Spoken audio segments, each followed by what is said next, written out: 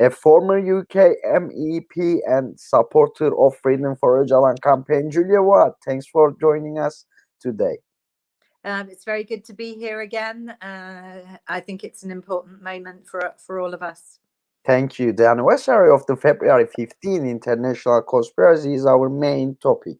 What is your comments on international conspiracy on the 22nd year of the international intelligence services that kidnapped Kurdish leader Mr. Abdullah Öcalan?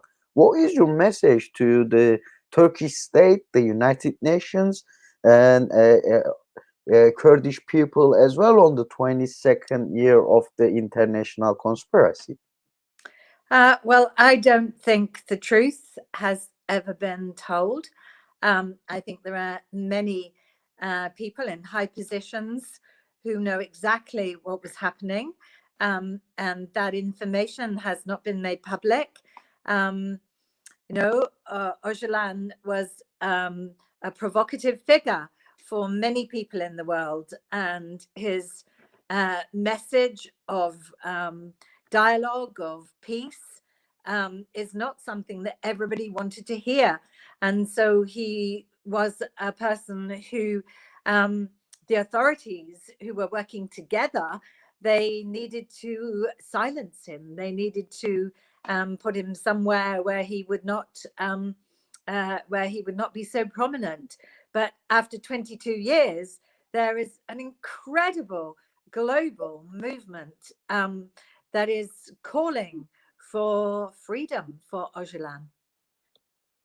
Dear Julia Ward, former member of European Parliament and supporter of Freedom for Öcalan campaign, thank you for joining us. Thank you for your comments today. Thank you. Thank you. Journalist, activist, and writer Rahila Gupta, thanks for joining us today. Thank you for asking me.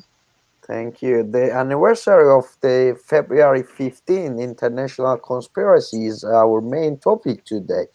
So in the light of the fact that the incarceration is clearly a breach of fundamental human rights and has been condemned by the European Committee for the Prevention of Torture, what is your message to the Turkish state, the United Nations, as well as the Kurdish people?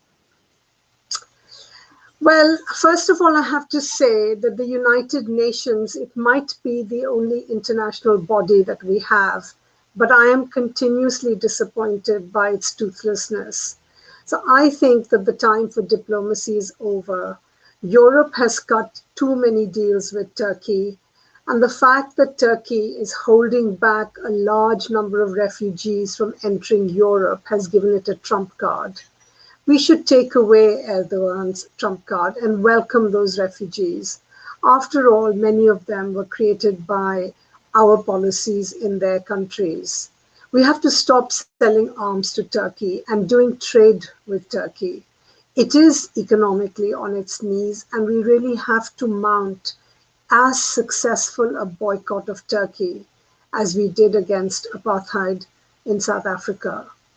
So to Turkey, I would say, fear is your weapon and courage is ours, and courage always wins over fear. Dear journalist, activist, and writer Rahila Gupta, thanks for joining us today. Thank you for your comments. Do you think Mr. Öcalan is the key for the peace and solution in the Middle East, as well as many problems in Turkey, also for the Europe as well?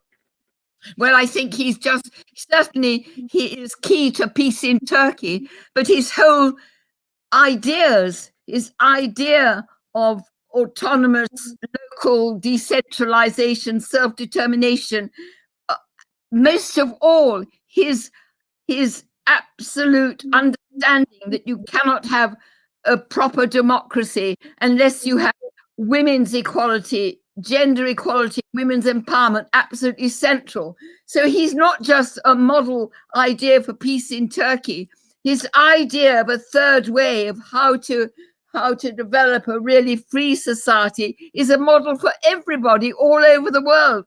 And I just worship this man, because never before in history have we had a man who not Moses, not Jesus, not Muhammad, not Gandhi, not Mandela, who understood the importance of women's empowerment and gender equality, absolutely central. So he's for peace in Turkey, but his model is for development, peace and justice in every country in the world.